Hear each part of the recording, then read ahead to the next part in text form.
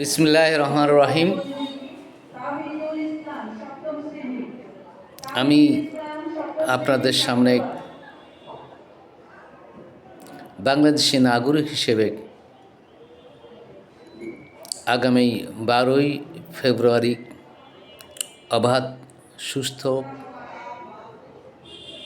এবং বিশ্বস্ত নির্বাচন হওয়ার আশাবাদ ব্যক্ত করে কিছু কথা বলার জন্য চেষ্টা করছি। সম্মানিত দর্শক, যারা আমার ভিডিওগুলো দেখেন বা দেখার চেষ্টা করেন বা আমাকে উৎসাহ দান করেন, তাদের সবাইকে মোবারকবাদ, অভিনন্দন ও শুভেচ্ছা জানিয়ে আমি আমার বক্তব্য শুরু করছি। আলহামদুলিল্লাহ রাব্বিল আলামিন। তো সম্মানিত দর্শক, বাংলাদেশের রাজনীতি খুব ক্রিটিক্যাল এবং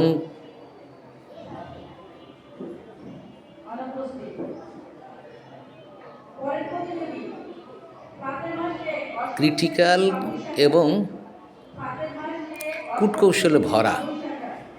এটা আমার মনে হয়, অনেকের মনে নাও হতে পারে।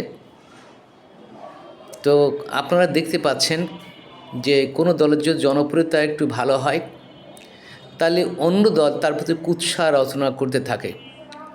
কুৎসা রটনা করতে করতে এমন এক পর্যায়ে যায় যে তারা কি বলে এটাই তারা বুঝতে পারে না, তারা পাগলের মতো হয়ে যায় এবং পাগলামি শুরু করে দেয়।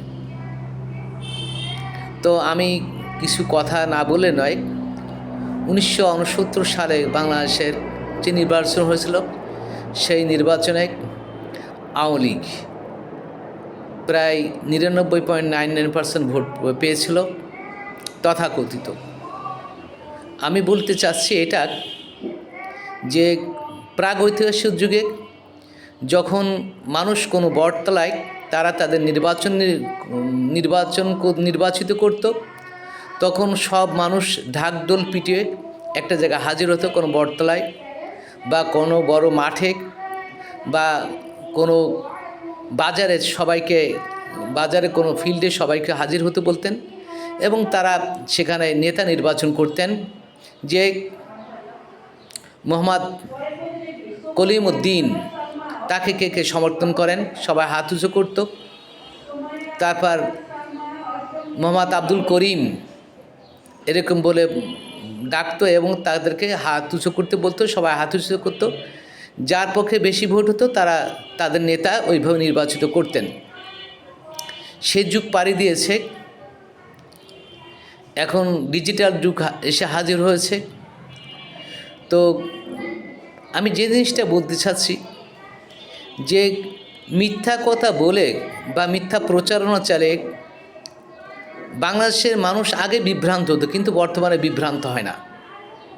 কারণ বাংলাদেশের মানুষ এখন অনেক শিক্ষিত হয়েছেন, বাংলাদেশের মানুষ অনেক জ্ঞানী হয়েছেন, বাংলাদেশের মানুষ সচেতন হয়েছেন। বলতে পারেন যে আপনি কিছু বললেই সেটা তৎক্ষণাৎ বিশ্বাস করে নেবেন, সেই সুযোগ এখন নেই। এখন মানুষ সচেতনতা সব কিছুর অবলম্বন করে, তারপর বোঝার চেষ্টা করে, তারপর তারা তার সিদ্ধান্ত নিয়ে থাকে। সুতরাং আপনি কিছু বললেই সেটার উপর মানুষ আস্থা আগের মতো রাখেন না। তো আমি যে কথাটা বলতে চাচ্ছি যে 98 অথবা 99% ভোট কোনোদিনও কাজ করা সম্ভব না। এটা কল্পনাতীত এবং এটা একটা জালিয়াতির মাধ্যমেই এটা করা সম্ভব। বাংলাদেশের ঘোষিত এমপি, কমিশনার, ঘোষিত এমপি, ওনারা এমপি নেন, ঘোষণা করে দিয়েছেন, এমপি হয়ে গেছেন। হাসিনার আমলেও এটা হয়েছে। তো আমরা এখন সেই যুগতে আর দেখতে চাই না। আমরা এখন এমন একটা স্টেজে পৌঁছেছি, আপনার ভোট আপনি দেবেন, যাকে খুশি তাকে দেবেন, আপনার নেতা নির্বাচন করেন। যার ভোট বেশি পড়ে তিনি এমপি হবেন, মিনিস্টার হবেন, কমিশনার হবেন, এতে আমাদের কোনো সন্দেহ নাই। আমরা চাই যে মানুষ সুন্দরভাবে জীবনযাপন করুক, মানুষ শৃঙ্খলার সাথে জীবনযাপন, মানুষের যারাই নেতা নির্বাচিত মানুষের কল্যাণে কাজ করবে, এটা স্বাভাবিক। কোনো দুষ্কৃতিকারী আসে চর দখল, চাঁদাবাজি, ধান্দাবাজি করবেন, এটা আমরা চাইব না। এবং এমন কোনো নেতা আমরা কখনোই নির্বাচিত করব না। তো আমি আপনাদেরকে যে জিনিসটা বলতে চাচ্ছি সেটা হচ্ছে আগামী 12ই ফেব্রুয়ারির যে নির্বাচন আসতেছে, সে নির্বাচন আপনারা সচেতন হবেন। আপনারা 5 বছরের জন্য নেতা নির্বাচন করেন, এমন নেতা নির্বাচন যে নেতা বিশ্বস্ত, যে নেতার যোগ্যতা রয়েছে, যে নেতা শিক্ষিত, তাদেরকেই আপনারা নির্বাচিত করবেন। আপনি যে অশিক্ষিত, কুশিক্ষিত এবং কুরুচিপূর্ণ, যে কূটকৌশল অবলম্বন করে, সেই নেতাকে, সেই দলকে আপনি পরিহার করে প্রত্যাখ্যান করুন এবং যারা বিশ্বস্ত, যারা সৎ, তাদেরকে নির্বাচিত করুন। আপনি যদি সৎ নেতাকে নির্বাচিত করতে পারেন, আগামী 5 বছর আপনি সুন্দর থাকতে পারবেন, আপনার সামাজিক পরিবেশ সুন্দর হবে এবং জাকাল হক ওয়া জাকাল বাতিল ইন্নাল বাতিলা কানা জাহুকা।